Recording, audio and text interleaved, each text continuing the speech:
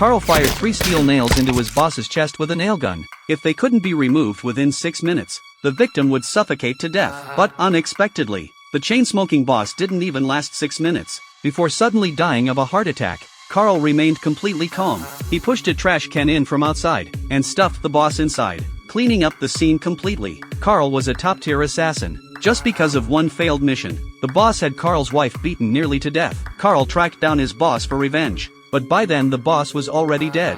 The secretary, tied up in the bathroom, begged for mercy in terror. I have the names you're looking for. I know who they were. Please, I can't just disappear.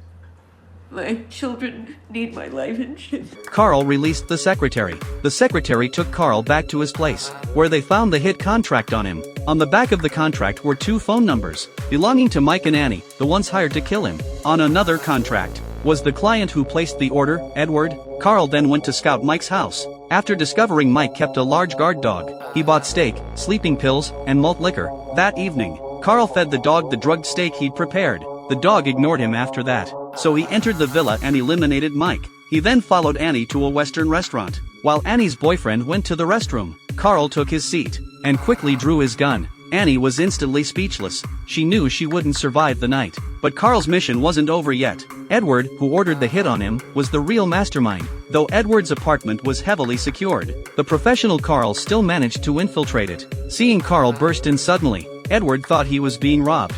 I don't keep cash here, but I can have some delivered. No? Okay, well, what is it exactly I can do for you?